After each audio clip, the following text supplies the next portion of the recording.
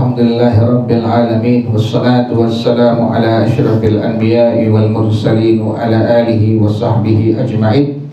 Qala Syekhul Imam wal Muallif rahimahullah wa ala man naf'a bihi wa barakati ulumihi wa bikum bid darain amin. Qala radhiyallahu ta'ala ankum.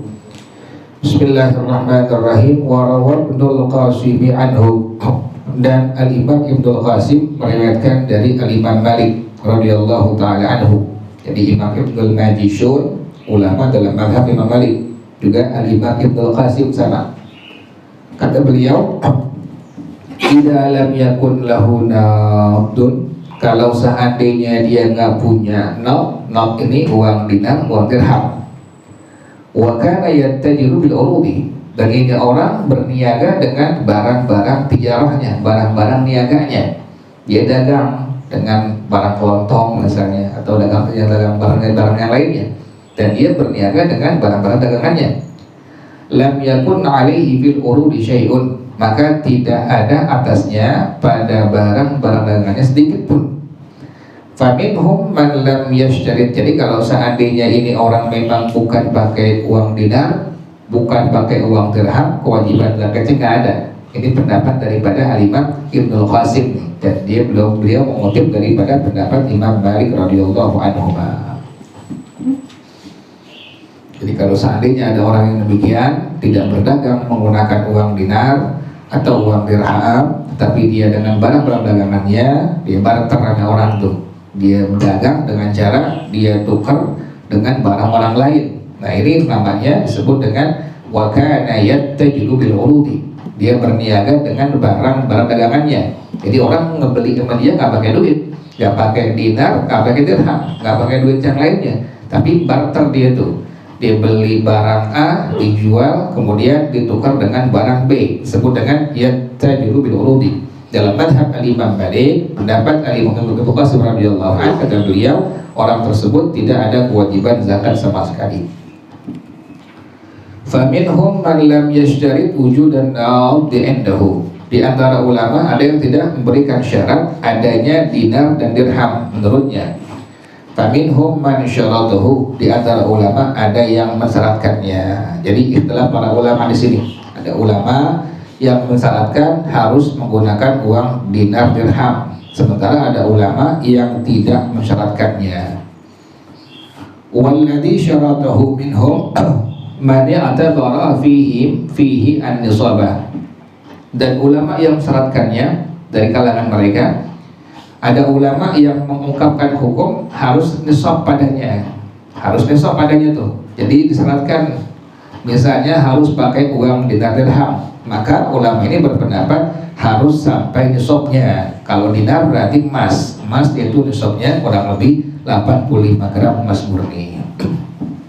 Jadi kalau seandainya ada orang yang punya barang dagangan, kemudian dihitung-hitung, dikalkulasiin, semua sudah mencapai totalnya 85 gram, seharga 85 gram emas murni, maka ini orang wajib untuk mengeluarkan zakat karena sudah mencapai nisabnya. Jangan lupa itu kemarinnya keuntungan plus modal. Jadi bukannya keuntungan doang, jadi keuntungan plus modal digabung, kemudian sudah sampai nisab 85 gram, keluarkan 1/40 atau 2,5%. Wa minhum man lam ya'tabir dzalika, di antara ulama ada yang tidak menghukumkan harus sampai nisab. Pokoknya sekalipun nggak sampai nisab tetap ada kewajiban keluarin zakat. Itu di antara ulama demikian.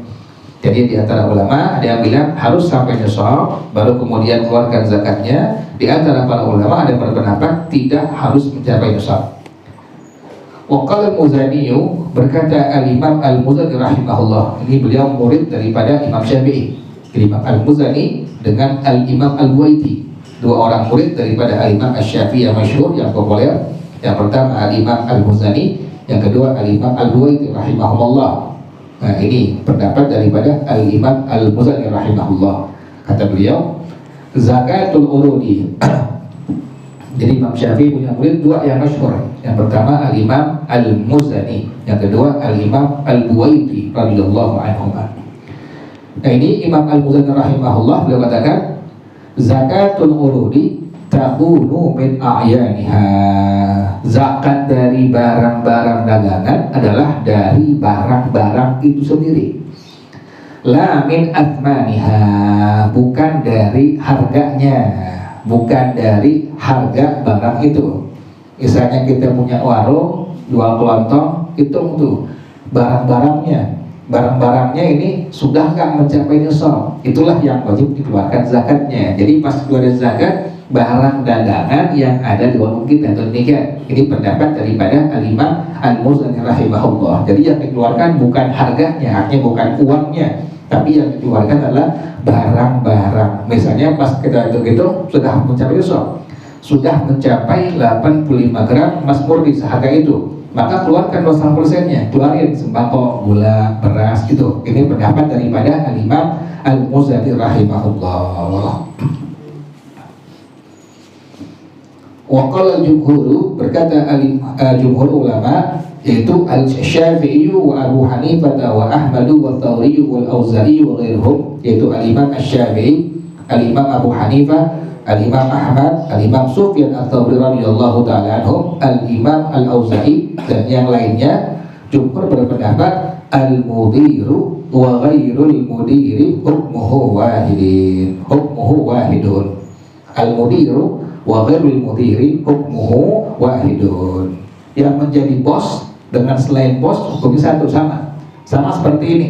Jadi pendapat daripada jumhur ulama, mau dia bos atau dia bukan bos, ini ada big bosnya nih, dia disuruh kelola warung nih, kan demikian sekarang tuh, dipercayakan satu orang di masing-masing tempat itu, ada big bosnya, sekalipun dia bukan big bosnya, sekalipun dia bukan bosnya, maka dia tetap wajib untuk mengeluarkan zakat dari perniagaan atau barang dagangan yang dia dagangkan. Jadi hukumnya sama demikian. Wa annahu ishtara gharadan litijarati, dan dia membelinya tujuannya untuk berniaga, berdagang. Fahala al-haulu qawwamahu wa zakkahu. Kalau sudah sampai haul, sudah setahun, ditakwim, dikira-kira taksir, ini sudah enggak mencapai nisabnya. Kalau sudah zakkahu, maka dikeluarkan zakatnya. Wallahu a'lam.